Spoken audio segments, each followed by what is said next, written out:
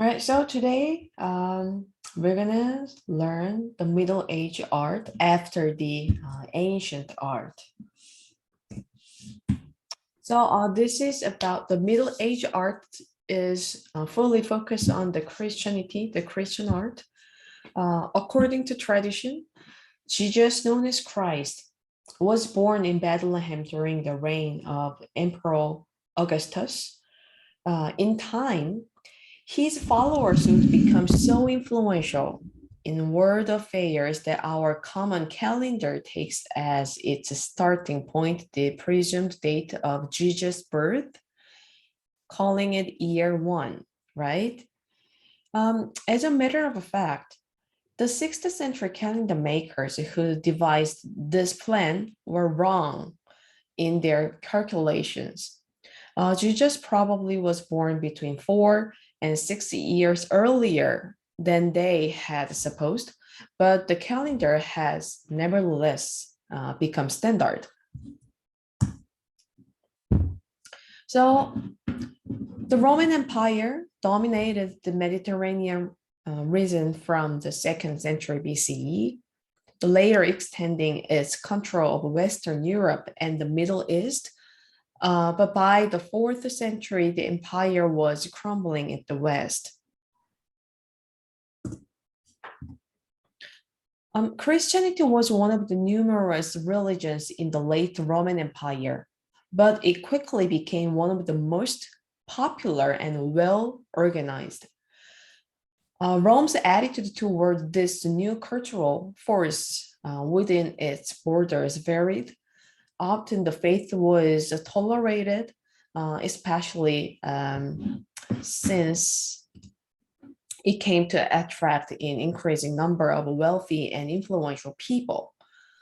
At other times, Christians were persecuted, sometimes officially and sometimes by mobs.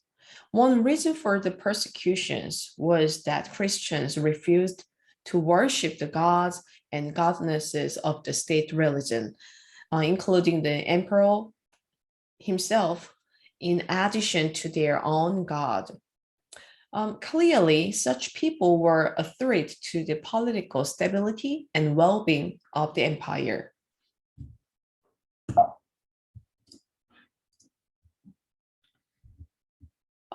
So the Christianity's situation changed abruptly in the year 313 when the Roman Emperor Constantine issued an edict of tolerance for all religions.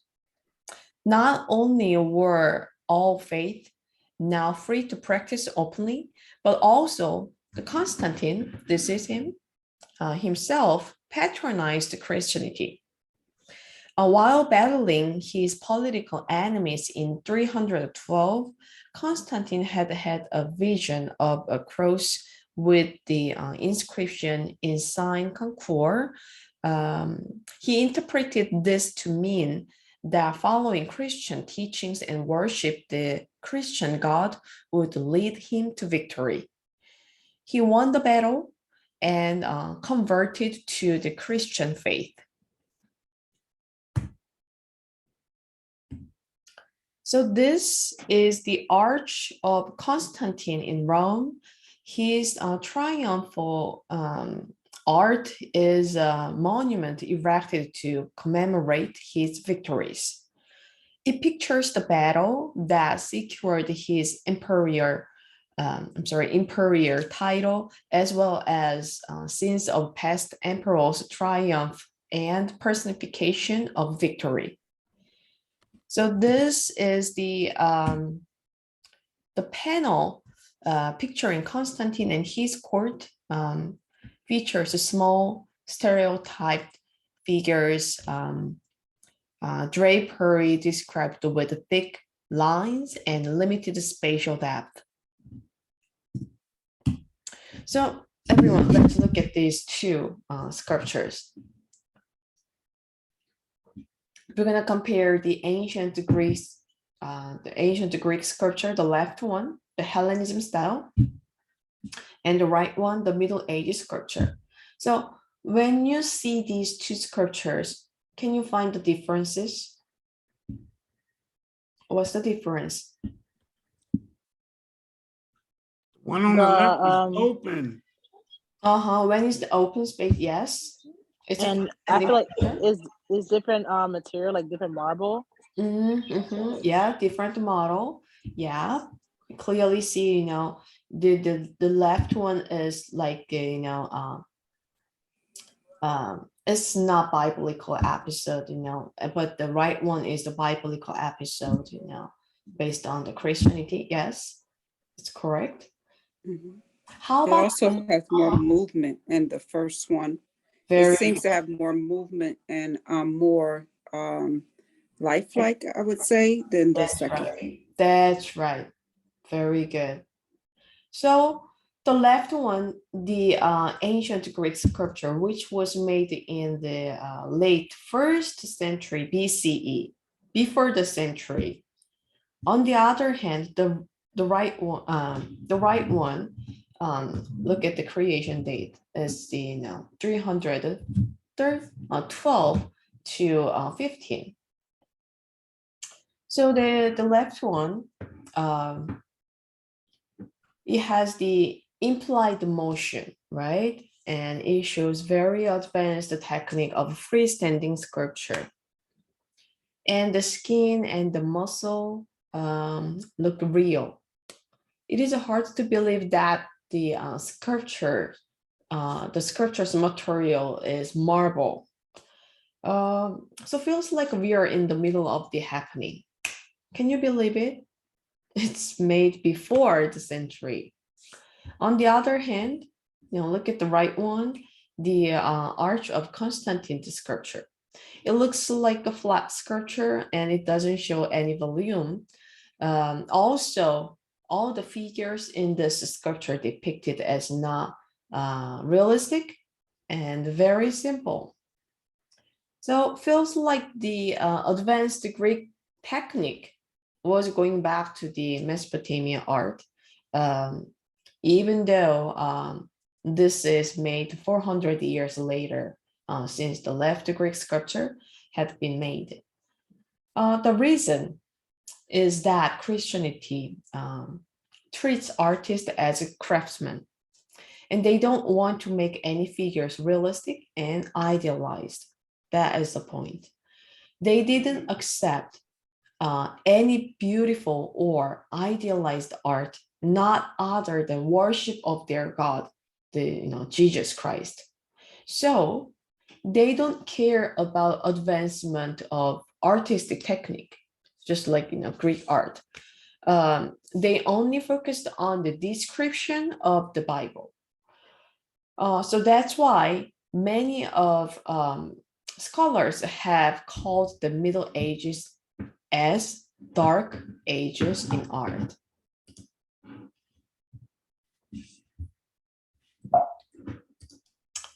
So the same thing was happened in the painting as well. So all the stories are about the Christianity for 1,000 years. They describe the baby, with the same proportion of adult. They just make it smaller. So, which means this is not realistic. It's just, symbolized and stereotyped. And this is another example of a Middle Age painting. So when you see the most of the Middle Age paintings, you will see the circles behind the figures, which is representing the light. So let's compare the ancient Roman paintings and the Middle Age painting. So like the comparison of the sculpture, the ancient Romans painting, the left one is very realistic, and is following the the normal human body's proportion. Looks very detailed. On the other hand, the Middle Age painting looks very simplified. So that's the feature of the Middle Age sculpture and the painting. So the style of art in Roman Empire had changed. The beauty of the human body was no longer important to artists. Now, art emphasized the symbolism and narrative clarity with the signs borrowed from pagan art but repurposed with Christian meaning. The idealized bodies and individualized faces of the classical era had been replaced with the stylized figures and generic facial features. However, their architecture techniques were flourished to build many churches in this era. So under Constantine's imperial sponsorship, architects raised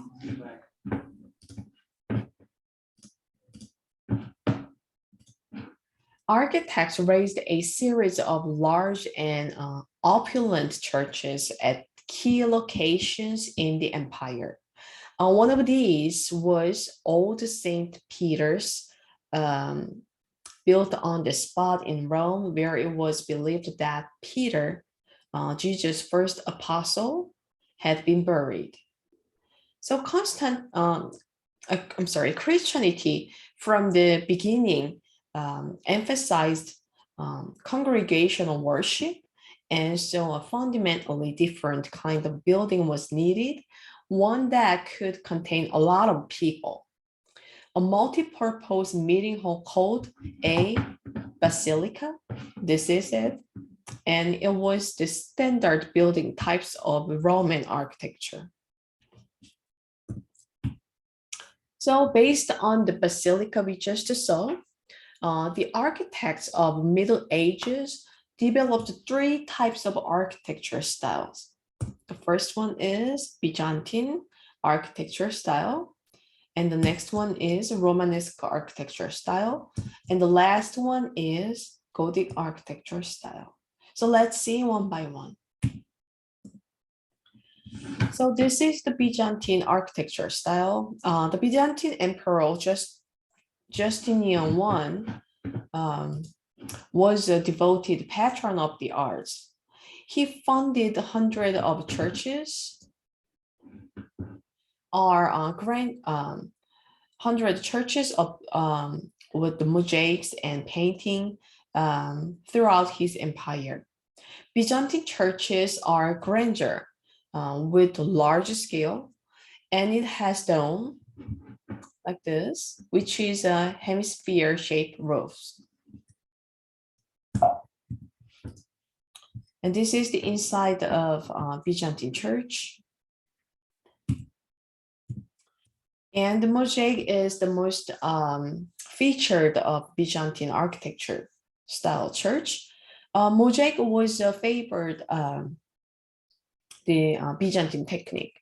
Byzantine artists had moved away from the naturalism and realism of Greece and Rome toward a flattened abstract style. So like artists of ancient Egypt, Byzantine artists strove to portray often complex religious doctrines and beliefs, not scenes from daily life. And the next one, the Romanesque architecture style. The Romanesque period was marked by a building boom. Contemporary commentators were thrilled at the beautiful churches that seemed to be springing up everywhere. Later art historians called this style of these buildings Romanesque, for despite their great variety, they shared certain features reminiscent of ancient Roman architecture. So building an overall massiveness, thick stone walls, round arches, and barrel vaulted stone ceilings. So it looks, this is the sketch of the Romanesque architecture buildings. So the third one, the Gothic architecture style. The Gothic style was started by a powerful French abbot named Suger, who wanted to enlarge and remodel his church, the Abbey Church of Saint Denis near Paris. He came to believe that an ideal church should have certain characteristics. It should appear to reach up to heaven. It should have harmonious proportions, and it should be filled with light. To fulfill those goals, his architects responded with pointed arches, ribbed vaulting, flying buttresses. So it is ornate, linear, vertical elements that direct the eye upward. And here's another feature of the Gothic architecture style, which is the stained glass window. So they seemed like a translucent walls with the beautiful and exotic colors. Also, the sculptures of the Greek style church were made very long, like the church's roofs. So during the Middle Ages, the architecture was flourished by building churches. So these three styles are clearly different. The Byzantine architecture style is grandeur and large scale with dome and mosaic. And the Romanesque architecture style is simple and modern with round arch windows. And lastly, the Gothic architecture style is sophisticated and extravagant with pointed arches, pointed roofs, and stained glass windows. So that's it for this chapter. For better understanding the art of Middle Age, please read the e-textbook after this meeting. And we have a discussion today.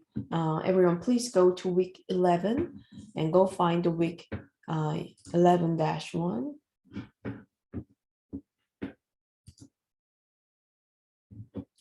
And this is our today's discussion topic. So the Middle Age was a time of strong religious belief. Please select two artworks, each made for believers of a different religion, and contrast how the artists have emphasized the religious elements of the artwork. So it's gonna be easy and fun discussion topic. And again, for the late students, we have assignment to choose due date by next Monday, March 28th. You're gonna have a virtual museum tour by clicking this, the Google Art and Culture collection. You will find a museum here, and then take a tour, and then please make a paper with the 3 pages. The first page is the cover page, and the second page, you're gonna copy and paste the artworks from the museum and the artwork information on the second page.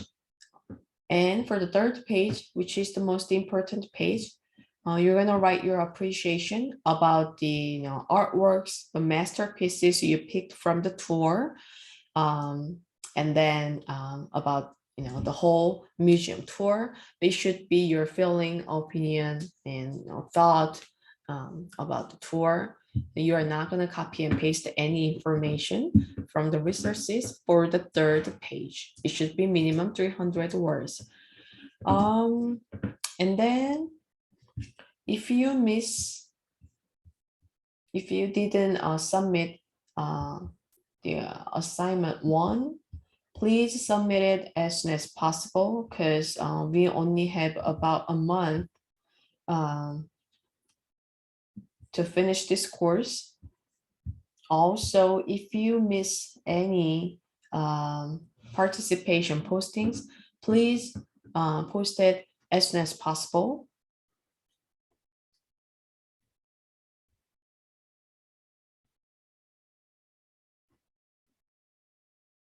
And then if you post the late postings, please send me an email on which weeks posting you did, so I can track them and then upgrade your grade.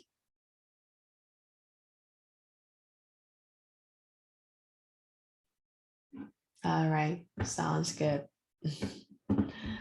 Okay, so Thank you. any questions?